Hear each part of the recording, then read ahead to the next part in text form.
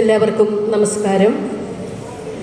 K V Ramakrishnan മാഷിൻ്റെ നവതി ആഘോഷങ്ങൾ ഏറ്റവും അധികം ഭംഗിയായി ഇവിടെ നടത്തപ്പെട്ടുകൊണ്ടിരിക്കുകയാണ്.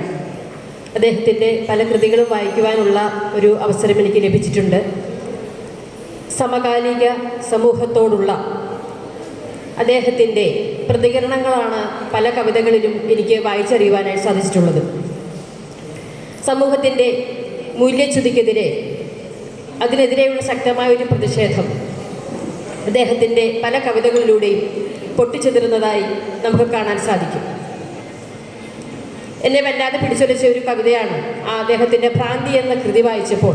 അതിലെ ആ പ്രകൃതിയെ അദ്ദേഹം ചിത്രീകരിച്ചിരിക്കുന്നത്, ശരിക്കും ഭ്രാന്തി എന്ന് പറയുന്നത് ഒരു ബിംബമാണ്.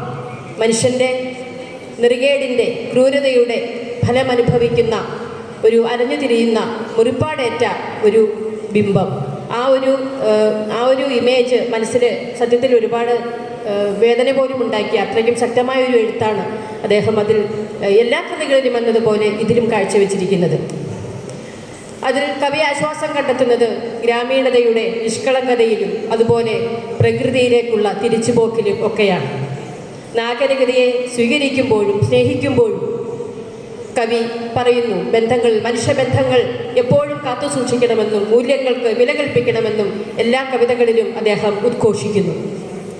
അതുകൊണ്ട് തന്നെയാണ് അദ്ദേഹത്തിൻ്റെ എല്ലാ കവിതകളുടെയും, ഒട്ടുമിക്ക കവിതകളുടെയും കേന്ദ്ര പ്രമേയം അഥവാ അദ്ദേഹത്തിൻ്റെ പ്രാർത്ഥന എന്ന് പറയുന്നത്, തൻ്റെ വരികളിലൂടെ അദ്ദേഹം പറയുന്നത്, മുഖാമുഖം കാണുകയെ ചിരിക്കാൻ മറക്കരുതേ എന്ന പ്രാർത്ഥന അദ്ദേഹത്തിൻ്റെ ഓരോ വരികളിലും ഓരോ കൃതികളിലും നിറഞ്ഞ് പ്രതിഫലിക്കുന്നതായി നമുക്ക് അനുഭവപ്പെടും. ഇത്രയും മഹാനായ പ്രതിഭാശാലിയായ ഇദ്ദേഹത്തിന്, നമ്മുടെ ഏറ്റവും പ്രിയങ്കരനായ കെ വി രാമകൃഷ്ണൻ മാഷ് ഇനിയും ഒരുപാട് എഴുതുവാനും ഒരുപാട് സംഭാവനകൾ ചെയ്യുവാനും കഴിയട്ടെ എന്ന് പ്രാർത്ഥിക്കുന്നു. അതോടൊപ്പം അദ്ദേഹത്തിന് എല്ലാ വിധത്തിലുള്ള ആയുരാരോഗ്യവും നേർന്നുകൊണ്ട് എൻ്റെ വാക്കുകൾ അവസാനിപ്പിക്കുന്നു. നന്ദി, നമസ്കാരം.